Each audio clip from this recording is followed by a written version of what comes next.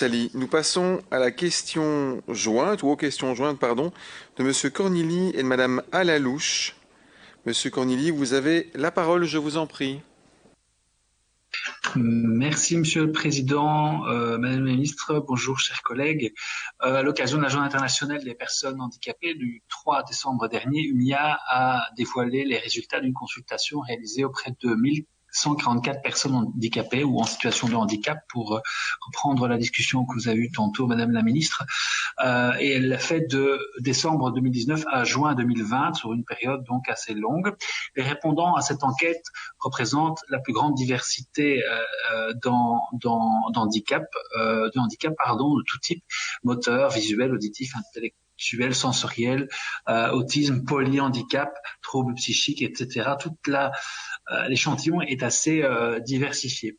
Cette consultation permet de mieux identifier les obstacles vécus par les personnes handicapées dans l'exercice de leurs droits, et se fait notamment dans le cadre de la seconde évaluation que la Belgique a à connaître dans le monitoring de l'évaluation et de l'évolution du coup des droits des personnes en situation de handicap, conformément à la Convention internationale du même titre, la Convention ONU.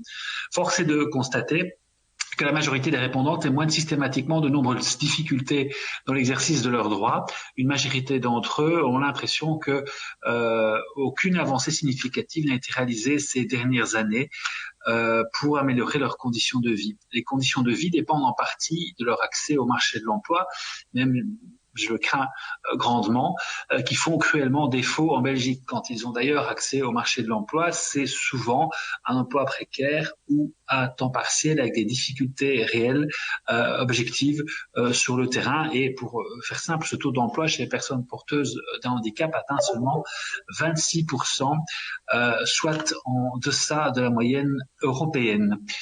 Avez-vous pris connaissance, Madame la Ministre, de cette enquête UNIA? Quelle lecture en faites-vous? Quelles conclusions tirez-vous par ailleurs? Détenez-vous des chiffres propres à la région wallonne, puisqu'on a effectivement les différentes grilles d'analyse, le sexe, la langue notamment, mais est-ce que vous avez des chiffres propres à la région wallonne concernant singulièrement l'objet de notre commission aujourd'hui, le taux d'emploi chez les personnes porteuses d'un handicap? Quelle perspective pouvez-vous donner à ces personnes porteuses d'un handicap quant à leur entrée sur le marché de l'emploi, qui est entravé notamment par la question des aménagements raisonnables, par une inaccessibilité réelle de leurs fonctions, ou par des préjugés liés au handicap? Quelles sont donc les actions dans le cadre de compétences qui pourraient être mises en place pour contribuer à augmenter le taux d'emploi de cette tranche de la population? Je vous remercie, Madame la Ministre.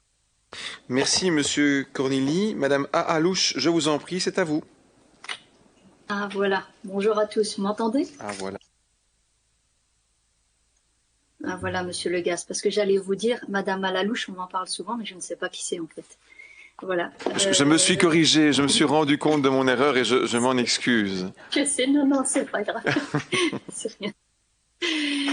Donc, Madame la Ministre, chers collègues, donc INIA a tiré la sonnette d'alarme donc à l'occasion de cette journée internationale du handicap, et notamment sur l'entrave que cela pouvait être au niveau de l'accès à une vie décente. Donc, un grand nombre de sondés en situation de handicap auraient par ailleurs observé que leurs conditions de vie ces dernières années ne se seraient pas améliorées. Moi, un chiffre qui m'a particulièrement marqué, c'est 60% des répondants qui déclarent que leur handicap les empêche de se nourrir, de s'habiller et de se loger correctement. Ça, c'est vraiment un chiffre interpellant.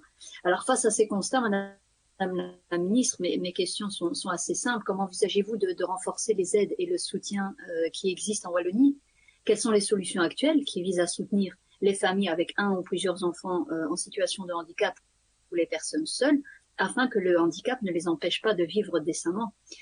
Disposez-vous d'autres éléments permettant de mieux cerner ces difficultés qui sont rencontrées par ces personnes, et d'appuyer ou non ce sentiment que rien ne s'est amélioré depuis de nombreuses années? Voilà, parce que finalement, plus les limitations sont importantes et plus le risque de pauvreté est grand. Donc tout ça se rejoint. Et donc, en quelques mots, Madame la Ministre, quelles sont les mesures que vous avez prévues pour y remédier? Je vous remercie pour vos réponses. Merci, Madame Alalouche. Je passe la parole